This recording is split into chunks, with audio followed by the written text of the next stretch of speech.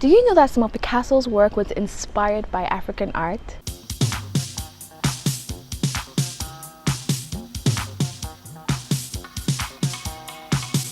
Hello everyone, my name is Gabriella and you're welcome to the Sankofa Pan-Africa series. Today we're going to be looking at Africa's influence on modern art. Now, what is African art?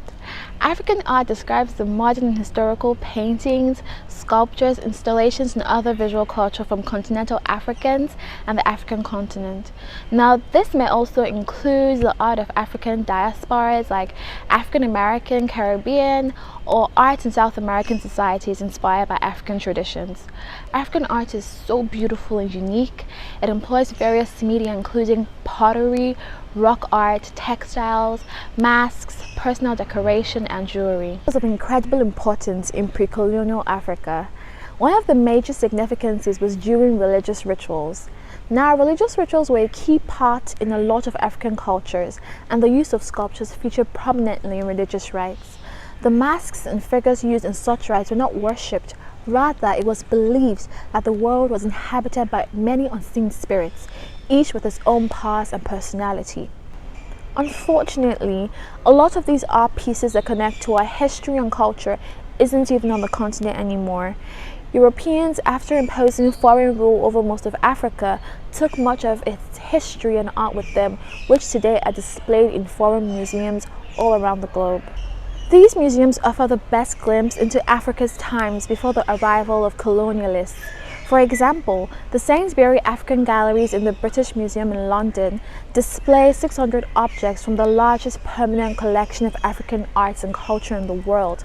The three permanent galleries provide a substantial exhibition space for the museum's African collection, comprising over 200,000 objects. This curatorial scope encompasses both archaeological and contemporary objects, including both unique masterpieces from artistry and objects of everyday life.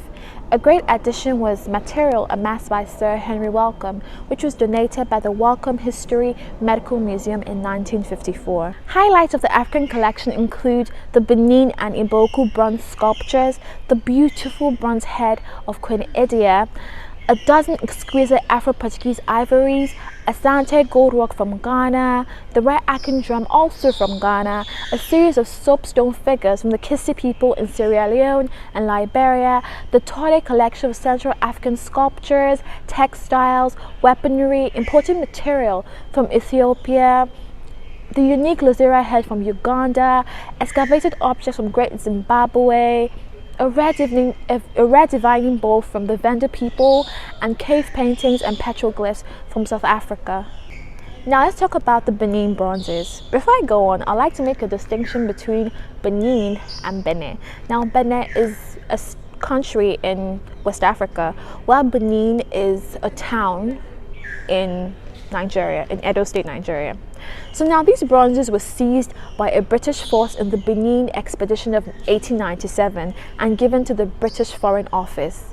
Around 200 of the bronzes were passed on to the British Museum, while the remainder was divided among a variety of collections, with the majority being purchased by Felix von Luschkan on behalf of the Koninklijke Museum für Volkskunde, which means Royal Museum of Ethnology in Berlin. In 1936, Oba Kenzwa II of Benin in Nigeria began a movement to return the corpus of objects now known in modern discourse as the Benin bronzes. It's no surprise that various artists have drawn inspiration from African art. From its beauty to its uniqueness to its elaborate details, African art is truly captivating. Now, during the early 1900s, the aesthetics of traditional African sculpture became a powerful influence among European artists who formed an avant-garde in the development of modern art. In France, Henri Matisse, Pablo Picasso, and their school of Paris friends blended the highly stylized treatment of the human figure in African sculptures with painting styles derived from post-impressionist works. The resultant pictorial flatness, vivid color palette and fragmented cubist shapes helped to define early modernism. While these artists knew nothing of the original meaning and function of the West and Central African sculptures they encountered, they instantly recognized the spiritual aspect of the composition and adapted these qualities to their own efforts to move beyond the naturalism that had defined Western art since the Renaissance. Picasso's African period lasted from 1907 to 1909. African art has made a lot of contributions to modern art with its use of vibrant colors and very distinct qualities. African art is truly unique. I hope you found this interesting and informative. Please give us a thumbs up, share this video with your contacts, and subscribe to our channel. Thank you so much for watching. If you love African videos like this, make sure you check out Dr. Bunmi and her Sankofa Pan-African series YouTube channel, where you can learn the real African history told by a real African scholar. Make sure to let her know that Tuna Cheki sent you and support her channel by subscribing, ringing the notification bell, commenting, and liking her videos. We thank you in advance.